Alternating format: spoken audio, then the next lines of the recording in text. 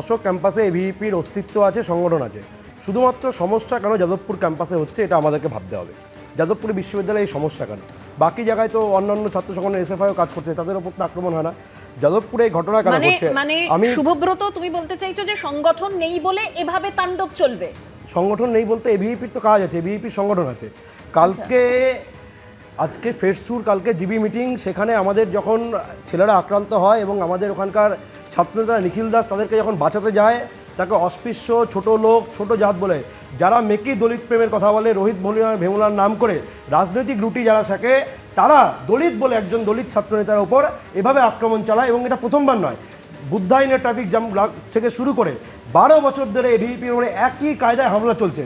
বারবার এভিপি যাদবপুর ক্যাম্পাসে মার খাচ্ছে এবং এরা ভাবছে এভাবে মার খেয়ে বারবার এভিপি ফিরে যাবে এবং এরা পার পেয়ে যাবে। গতকাল রাতে আমি একটু বলি, গতকাল রাতের যে ছবিটা ধরা পড়েছে, ওইভাবে একেবারে গেট খুলে ভেতরে ঢুকে গেল, ওভাবে তাণ্ডব চালালো, ওভাবে পতাকা পুড়িয়ে দিল। আচ্ছা, তাহলে তারা কারা? কারণ তাদের হাতে এবিভিপির পতাকা রয়েছে। এবিভিপির পতাকা তো এসএফআই এর কেউ এবিভিপির পতাকা নিয়ে খুলতে পারে। যাদবপুরে ক্যাম্পাসে এবিভিপির পতাকা লাগানো থাকে, যে কেউ যদি পতাকা নিয়ে চলে যায় তার দায় কি এবিভিপি নেবে কিনা। এবং আমি বলছি, কালকে যখন হসপিটালে যায় এবং যে এবিভিপির যারা থানাতে এসেছিল তাহলে যখন ব্যাক করছে, তাহলে গতকালের ঘটনা নিন্দা করছো তো তোমরা? না, আমি যেটা বলতে গতকাল রাতে যে পরিস্থিতিটা তৈরি হলো একেবারে যাদবপুর সেই ঘটনার ক্যাম্পাসে সম্পর্ক ক্লিয়ার। আমাদের স্বতঃস্ফূর্ত বিক্ষোভ যদি কেউ দেখায় আমি কি করতে পারি?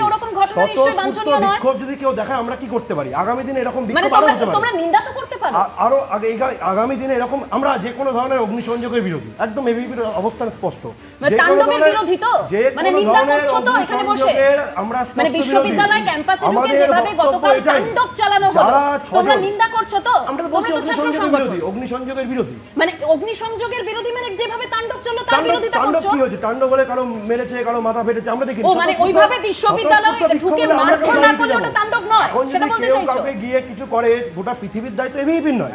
গোটা পৃথিবী থেকে সমস্যা হবে, সেই থেকে এবিভিপি মেটাতে যাবে কি? পৃথিবীর দায়িত্ব নেওয়ার দরকার নেই শুভব্রত, একদম স্পেসিফিক প্রশ্ন। গতকাল রাতে যেভাবে উত্তেজনা হয়েছে, বারবার তুমি ছবিটা এখন দেখতে পাচ্ছ, যেভাবে তাণ্ডব চালানো হয়েছে, তোমরা নিন্দা করছো তো শুভব্রত? এটাই জানতে চাইছি। বিহাইন্ড অফ দ্য ক্যামেরা যেটা কালকে রাতে হয়েছে, যে যাদবপুরে হোস্টেলগুলোতে যারা এভিপি পড়ুয়া তাদের দেখে দেখে থ্রেট দেওয়া হয়েছে, তাদেরকে প্রতিটা হোস্টেলে মারধর করা হয়েছে। তারা আজকে সবাই এসসি কমিশনে আজকে সন্ধ্যাবেলা কমপ্লেন করবে, সেটা নিয়ে বলুন। আজকে দলিত হওয়ার অপরাধে একজন দলিত ছাত্রকে মারা হলো। প্রশাসন আছে, মানে তোমরা কি আইনের উপর ভরসা রাখতে পারছো না? আইন নিজের হাতে তুলে নিচ্ছ। আমরা এফআইআর করছি, আমরা গণতান্ত্রিক ভাবে রাস্তায় নামছি, আইনের উপর ভরসা আছে বলে। কোথায় তাণ্ডব? যেভাবে গতকাল রাতে যেভাবে তাণ্ডবটা চললো, তাহলে সেটা কেন? সেটার বিরোধিতা করছো তো? তাণ্ডব কিসের তাণ্ডব? যারা অগ্নিসংযোগ করেছে আমরা সমর্থন করি না। বাকি সমাজে যদি কোনো স্বতঃস্ফূর্ত বিক্ষোভ হয় তার দায় এবিপি নেবেন, এটা স্পষ্ট অবস্থানে। এবিপি আনন্দ, এগিয়ে থাকে, এগিয়ে রাখে।